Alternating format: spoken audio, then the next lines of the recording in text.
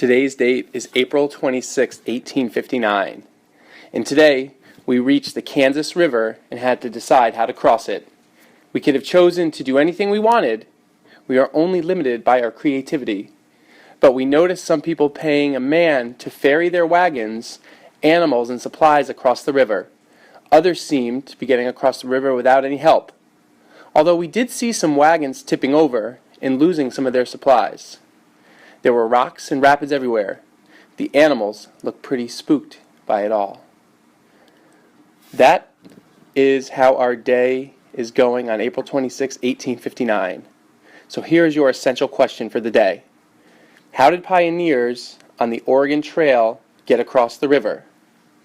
So what I have here is I have a page that is going to be helpful for tomorrow's lesson. I'm going to read it aloud to you, and I'm going to have you answer a couple of questions on Edpuzzle.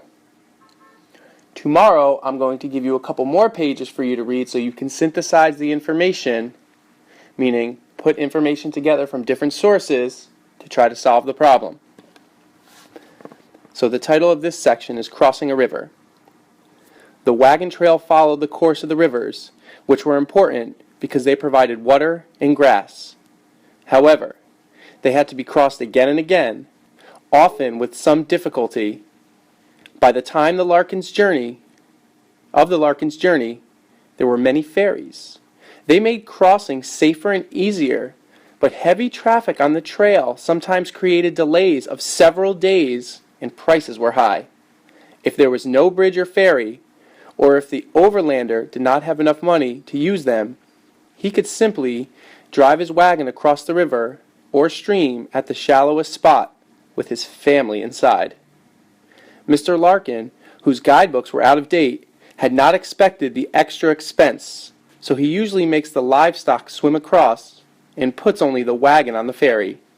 He is annoyed by the delay waiting for the ferry, but Mrs. Larkin is delighted to have a chance to do the laundry.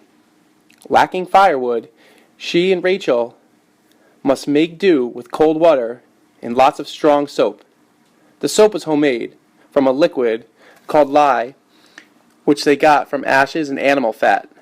After a thorough rubbing, the clothing is rinsed, wrung out, and hung on any available bushes to dry. If there were no bushes, it may simply be put on wet.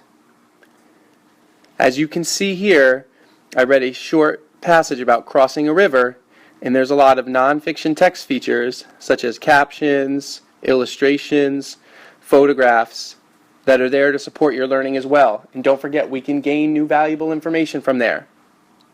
So don't forget, we are going to be using this passage in class for tomorrow, and then we're going to be synthesizing from other sources.